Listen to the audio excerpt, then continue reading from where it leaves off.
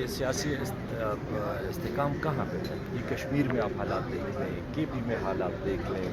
Political party مطلب D G صاحب نے اس دن پریس کانفرنس کر دی, سب سے جس طرح آپ خود کہہ رہے ہیں کہ سب سے بڑی پارٹی ہے, سب سے بڑے لیڈر ہیں پولیٹیکل, تو اس طرح تو حالات ٹھیک نہیں ہوں گے. اور جب حالات ٹھیک نہیں ہوں گے تو کاروبار کیسے چلے گا؟ ظاہری بات ہے, آئی ایم ایف ایک بینک ہے, وہ ہمیں اگر لون دیتا ہے تو اس کی یہ ایکسپیکٹیشن ہے کہ یہاں حالات ٹھیک ہوں گی, پولیٹیکل اسٹیبلٹی ہوگی, کاروبار بڑھے گا, ان کے واپس پیسے ملیں گے. تو اگر یہ نہیں ہوگا, جو کہ نہیں ہے, پوری دنیا کو پتہ ہے, پنجاب میں ابھی بھی جو ہمارے کوئی جلسے کی تاریخ آپ دے دیں, اس سے ایک دن پہلے ساروں کو, ہمارے ورکرز کو, ہمارے لیڈرز کو اٹھا دیا جاتا ہے, یا اگر کوئی کارنر میٹنگ ہو اس سے اٹھا دیا جاتا ہے. تو اس سے پولیٹیکل اسٹیبلٹی کہاں ہے؟ یہ تو میرے خیال میں فیصلہ سازوں کو یہ سوچنا چاہیے کہ یہ ملک کس طرف جا رہا ہے. مطلب آخر اس کا حل کیا ہوگا؟ آپ کتنی دیر زبردستی کریں گے, آپ کتنی دیر پکڑ دکڑ کریں گے, اور مسئلے حل نہیں ہوں گے, مزید بڑھیں گے.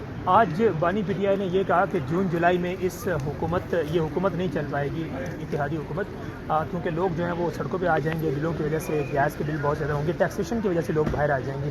آپ یہی سمجھتے ہیں؟ وہ تو سمپل سی بات ہے. دیکھیں, بجلی اور گیس, ان دو چیزوں کے ریٹ تقریباً آپ دیکھ لیں کہ ڈبل ہونے والے ہیں. اور خدا نخواستہ میں نے جہاں تک سنا ہے کہ جو آئی ایم ایف کے شرائط ہیں وہ اگر پورے ہوتے ہیں تو عام آدمی کو, غریب آدمی کو بہت تکلیف ہو. تو جب ظاہری بات ہے کسی کے بچے بھوکے ہوں, بیمار ہوں, اس کے پاس کچھ ہو نہ, تو وہ روڈ پر ہی نکلے گا نا. تو میرے خیال میں فیصلہ ساز, اگین میں کہتا ہوں کہ فیصلہ سازوں کو سوچنا چاہیے کہ ہم کہاں پہ لانگ ٹرم میں ملک کو لے جانا چاہتے ہیں. اس سے نقصان ہوگا